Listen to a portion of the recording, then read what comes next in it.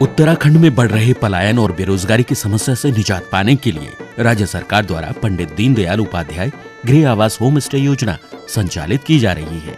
योजना अंतर्गत पर्वतीय क्षेत्रों में अधिकतम 15 लाख और मैदानी क्षेत्रों में अधिकतम 7.5 लाख रुपए की सब्सिडी, साथ ही ब्याज में भी पहले 5 साल तक 1 से 1.5 लाख रुपए तक छूट दी जा रही है। योजना द्वारा 1 से 6 कमरों का नया मकान बनाने या पुराने मकान के नवीनीकरण पर भी राजकीय सहायता दी जाएगी। होम स्टे में रजिस्ट्रेशन कराने के बाद आप अपने घर को होम स्टे की तरह भी चला सकते हैं। होम स्टे योजना के फायदे 1000, देगी सब्सिडी सबको सरकार, अतिथियों का करें सत्कार, अब घर बैठे पाएं रोजगार। It's been lovely. It's like a second home. विस्तृत जानकारी के लिए अपने जिले के पर्यटन कार्यालय से संपर्क करें अथवा उत्तराखंड पर्यटन की वेबसाइट पर ऑनलाइन आवेदन करें।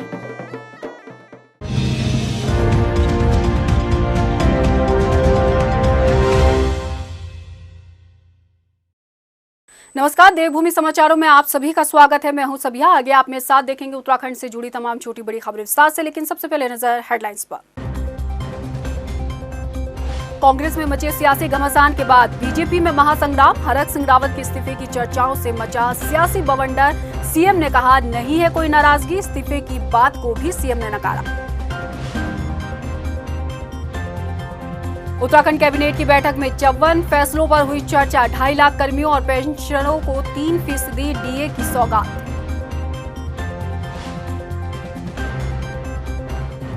हाईकमान के दरबार में जाने के बाद थमा कांग्रेस का सियासी घमासान। उत्तराखंड चुनाव को लीड करेंगे हरदा, बीजेपी पर कसा तंज, कहा मेरे हर कदम से बीजेपी को नुकसान। और हरीश रावत पर धामी सरकार की मंत्रियों का आवाज। चुफाल ने हरदा को बताया शतरंज का खिलाड़ी, तो उनियाल बोले बिल्लियों की राजनीति करते हैं हरदा। हेडलाइंस के बाद बुलेटिन में सबसे पहले बात करेंगे उत्तराखंड की सियासत की। 2 दिन से कांग्रेस में चल रहे सियासी घमासान कल शाम तक ठंडा पड़ता नजर आ ही रहा था कि बीजेपी में मंत्री हरक सिंह रावत के इस्तीफे से सियासी बवंडर मचने के बाद देर रात तक राजनीतिक गलियारों में सियासी चर्चाओं का बाजार जो रहा वो गर्म रहा। हालांकि मुख्यमंत्री पुष्कर सिंह धामी ने यह साफ कर चुके हैं कि किसी तरह की कोई नाराजगी नहीं है। हरक सिंह रावत की इस्तीफे की मांग को भी उन्होंने सिरे से नकारा है। उन्होंने कहा है कि हरक सिंह रावत ने जो मांग सरकार के समक्ष रखी थी उस पर उन्होंने सहमति जता दी है। सीएम धामी समेत प्रदेश अध्यक्ष मदन कौशिक ने इस्तीफे की चर्चाओं का खंडन किया है और कहा है कि विधायकों में नाराजगी होती रहती है। हरक सिंह रावत को भी थी, लेकिन उनकी अब नाराजगी जो है वो दूर हो गई है। हालांकि हरक सिंह रावत की तरफ से अभी कोई प्रतिक्रिया सामने नहीं आया है। बताया जा रहा है कि माफ कीजिएगा, उनकी तरफ से कोई प्रतिक्रिया सामने नहीं आई है। बताया जा रहा है कि अपने आवास पर रात को वो नहीं थे और एक होटल में हरक सिंह रावत जो है वो मौजूद रहे, लेकिन अभी हरक सिंह रावत की तरफ से कोई भी जो खबर है वो प्रतिक्रिया है सामने नहीं आ रही है। हमारी टीम लगातार इस खबर पर अपनी पैनी नजर जो है वो बनाए रखी है। उत्तराखंड के अगर मैं सियासी हालातों की बात करूं तो पिछले 2-4 दिन से उत्तराखंड के जो सियासी हालात है, कांग्रेस की बात की जाए, बीजेपी की बात की जाए, तो लगातार कांग्रेस में 2 दिन से सियासी घमासान चल रहा था। संगठन 2 गुटों में कांग्रेस बटी हुई थी और कांग्रेस का मसला सुलझा होता नजर आया ही था कि ठंडा हुआ था कि बीजेपी की तरफ से मंत्री हरक सिंह रावत की इस्तीफे की चर्चाओं ने इस तरह चर्चाओं का बाजार गर्म कर दिया कि सोशल मीडिया पे ये खबर आग की तरह फैल गई। और उसके बाद आनन फानन में ये बताया जा रहा है कि देर रात हरक सिंह रावत को मान मनोबल के लिए भी मतलब कोशिशें होने लगी। सीएम पुष्कर सिंह धामी ने देर रात उनसे फोन पर बातचीत की है हरक सिंह रावत से। इसके अलावा मैं बात करूं राज्यसभा सांसद अनिल बलूनी की, तो उनका हस्तक्षेप भी इस मामले में बताया जा रहा है। वहीं बीजेपी प्रदेश अध्यक्ष मदन कौशिक जो गोपेश्वर जा रखे थे, उन्होंने भी देहरादून की उड़ान भरी और सीधे देहरादून पहुंचे और आनन फानन में रात में ही ये मसला जो है वो सुलझाने की कोशिशें होती रही। और तकरीबन हमारे सूत्रों से जो पता चला है कि रात को 1 बजे हरक सिंह रावत ने मुख्यमंत्री पुष्कर सिंह धामी से बातचीत की है और उनकी जो नाराजगी थी जिस मसले को ली थी कोटद्वार में मेडिकल कॉलेज के निर्माण को लेकर, वो अब जो है वो दूर हो गई है। ऐसा मुख्यमंत्री पुष्कर सिंह धामी ने कहा है कि अब हरक सिंह रावत के बीच में कोई नाराजगी नहीं है। वहीं उधर जब हमने बीजेपी के जो प्रदेश अध्यक्ष हैं उनसे बातचीत करनी चाहिए, उनसे जानना चाहा या बीजेपी नेताओं की प्रतिक्रिया ली, तो उन्होंने भी हरक सिंह रावत के इस्तीफे की जो है वो चर्चाओं को सिरे से खारिज खारिज कर दिया। उन्होंने कहा कि विधायकों में नाराजगी होती है उनके क्षेत्र में काम ना होने को लेकर, और यही नाराजगी जो थी वो हरक सिंह रावत को लेकर भी थी। और इसी जो कहते हैं कि इसी नाराजगी को लेकर जो है उन्होंने इस्तीफे की बात की जो है वो इतना तूल पकड़ लिया। लेकिन अब बीजेपी में माहौल ठंडा हो चुका है। सर्द मौसम में सियासत भले ही गर्म है, लेकिन सुबह की गुनगुनी धूप के साथ अब ये बीजेपी का मसला ठंडा होता नजर आ रहा है। और अब बीजेपी में आज पूरे दिन क्या कुछ घटनाक्रम होगा इसकी जानकारी भी हम आप तक पल पल पहुंचाएंगे। लेकिन जो इस वक्त की बड़ी खबर मैं आपको बता रही हूँ वो यही है कि बीजेपी में रात में वो सियासी मामला जो भूचाल बवंडर मचा था इस्तीफे की चर्चाओं को लेकर, वो अब थमता फिलहाल नजर आ रहा है। कोटद्वार में मेडिकल कॉलेज का प्रस्ताव न आने से नाराज कांग्रेस में मचे सियासी घमासान के बाद बीजेपी में महासंग्राम हो चला है। हरक सिंह रावत के इस्तीफे की चर्चाओं से मचा सियासी बवंडर पर सीएम ने कहा है कि उनकी तरफ से कोई नाराजगी अब नहीं है। इस्तीफे की बात को भी सीएम ने नकारा है और मदन कौशिक ने भी इस बात पर अपनी पुष्टि कर दी है।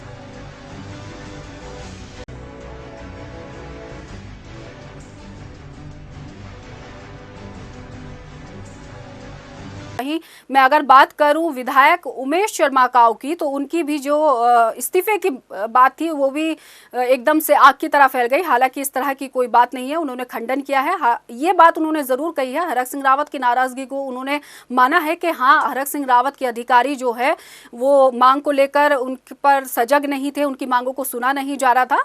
नाराजगी भले थी लेकिन अब दूर हो चुकी है। लेकिन उन्होंने भी, उमेश शर्मा काऊ ने भी हरक सिंह रावत के इस्तीफे की बात को जो है वो सिरे से खंडन कर दिया है।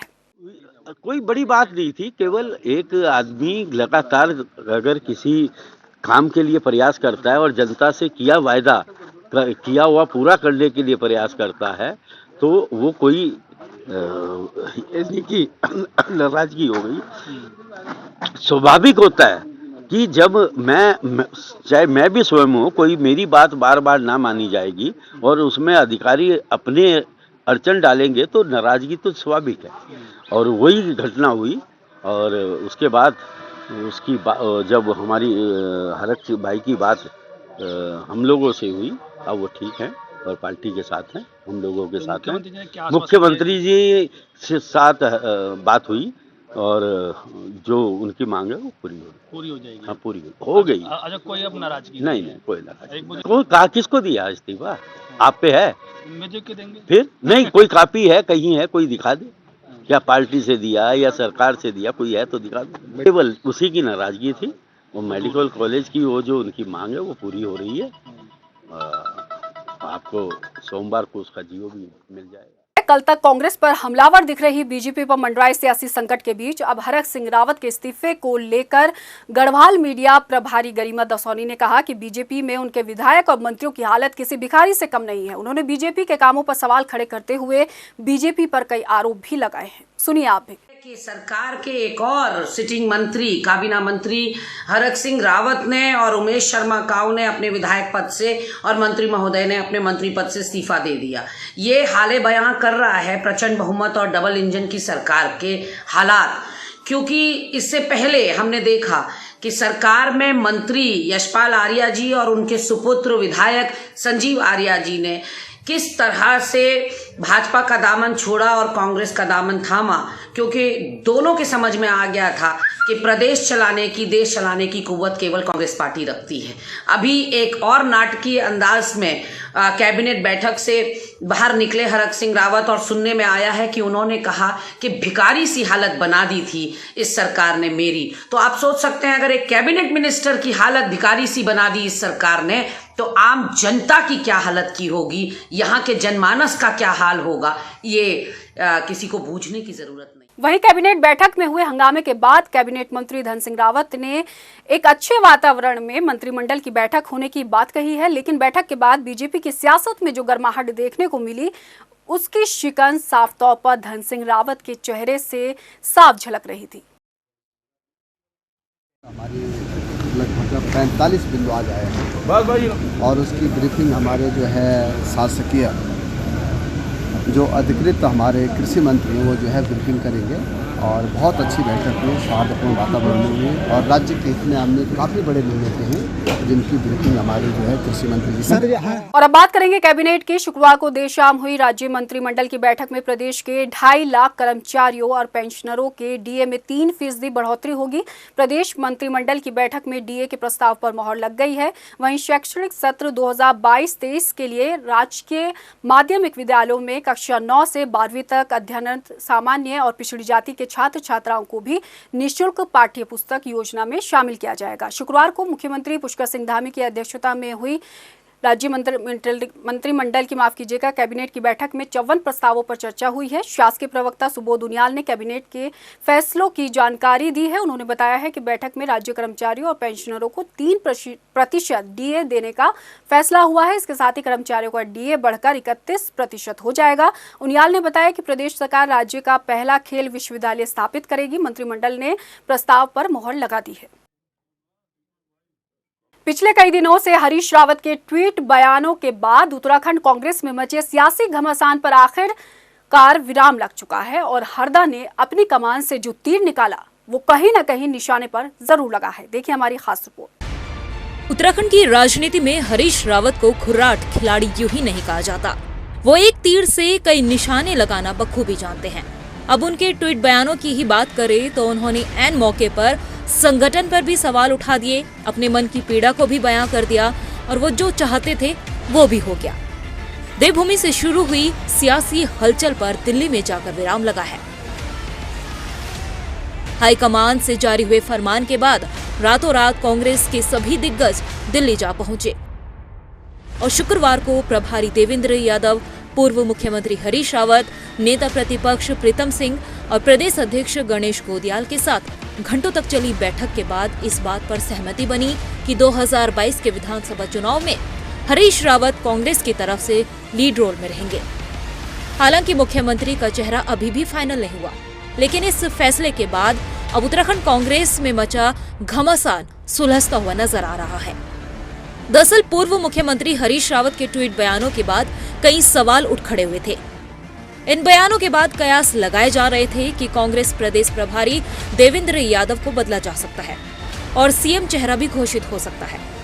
लेकिन चुनाव के ऐन मौके पर प्रभारी को बदलकर कांग्रेस खतरा मोल नहीं ले सकती थी।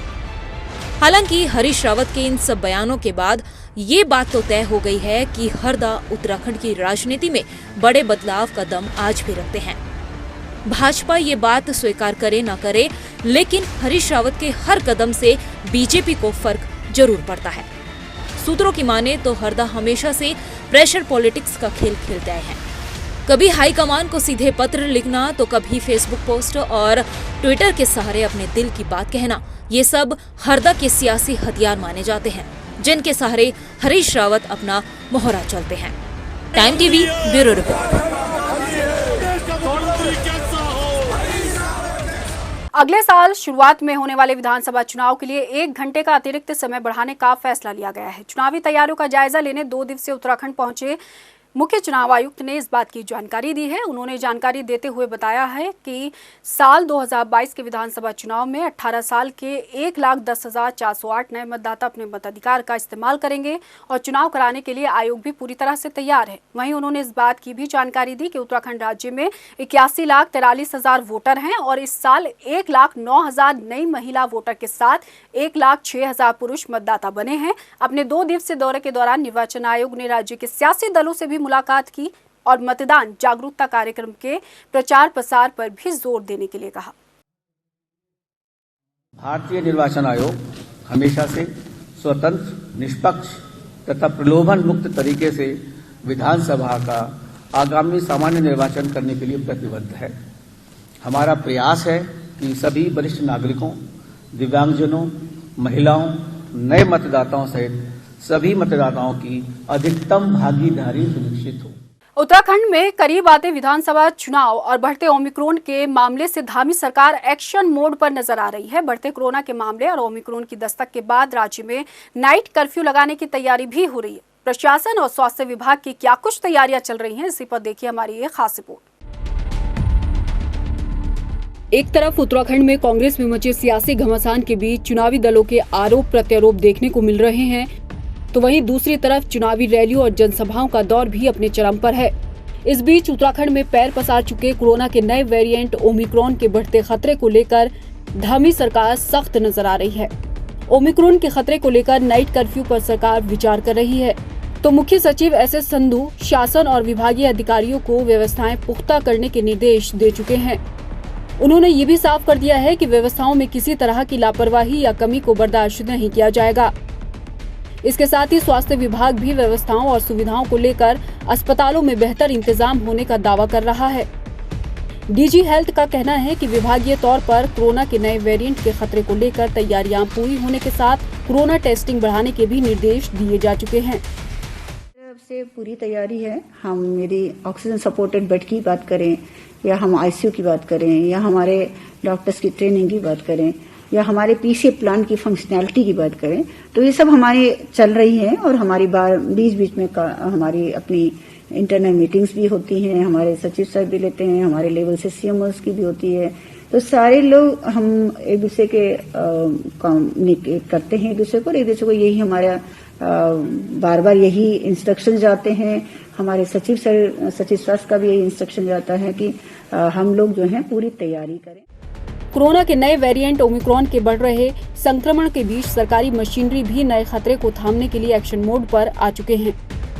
वहीं क्रिसमस और नए साल पर सैलानियों के स्वागत में सुरक्षा भी प्रशासन के लिए बड़ी चुनौती इसलिए भी है क्योंकि इस वक्त में प्रशासन और सरकार ने सख्ती नहीं दिखाई तो कहीं ये अनदेखी उत्तराखंड के लिए भारी न पड़ जाए। टाइम टीवी के लिए देहरादून से हिमांशु चौहान की रिपोर्ट। नैनीताल में नशा मुक्त भारत अभियान के तहत मैराथन का आयोजन किया गया, जिसमें छात्र छात्राओं ने हिस्सा लिया। पहले स्थान पर आने वाले प्रतिभागी को 5,000 रुपए, दूसरा स्थान हासिल करने वालों को 3 और तीसरा स्थान हासिल करने वाले विजेता को 2,000 रुपए पुरस्कार के तौर पर दिए गए।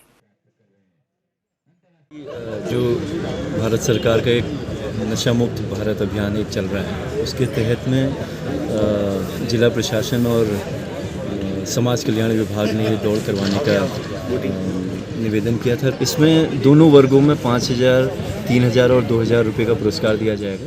देहरादून में पुलिस ने 18 वर्षीय लड़की की मौत का खुलासा करते हुए 2 सगे भाई और भाभी को गिरफ्तार किया है। आपको बता दें कि आरोपियों ने ही अपनी बहन को रायपुर थाना क्षेत्र के सोडा सिरोली जंगल में ले जाकर मौत के घाट उतार दिया था। फिलहाल मौत की वजह का अभी पता नहीं चल सका है। आरोपियों से पूछताछ जारी है।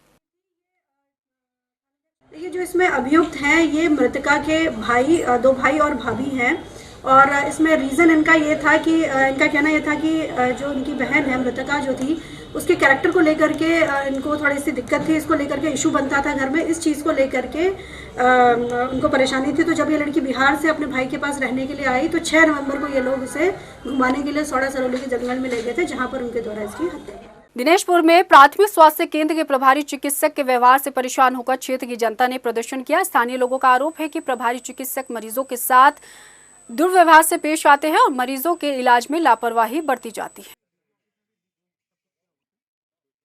कभी इस बात को ना सोचें कि स्वास्थ्य विभाग कहीं लिपापोती करती है, क्योंकि हम भी एक आपके पार्ट हैं, हम भी आपके एक पार्ट हैं और हम भी एक तरह से समझिए कि एक आप ही की तरह मैं भी आदमी हूँ। मैं ऐसा नहीं कि मैं अलग से हूँ।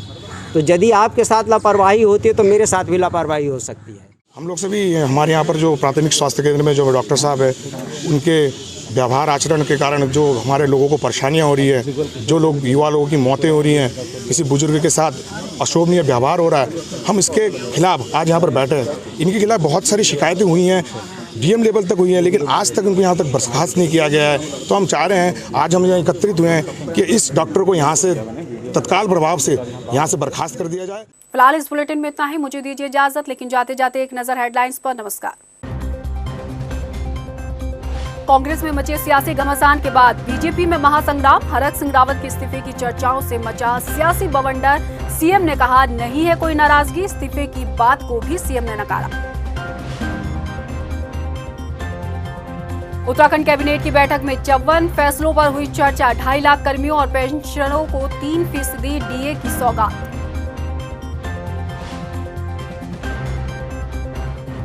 हाईकमान के दरबार में जाने के बाद थमा कांग्रेस का सियासी घमासान। उत्तराखंड चुनाव को लीड करेंगे हरदा। बीजेपी पर कसा तंज, कहा मेरे हर कदम से बीजेपी को नुकसान। और हरीश रावत पर धामी सरकार की मंत्रियों का वार। चुफाल ने हरदा को बताया शतरंज का खिलाड़ी, तो उनियाल बोले बिल्लियों की राजनीति करते हैं हरदा।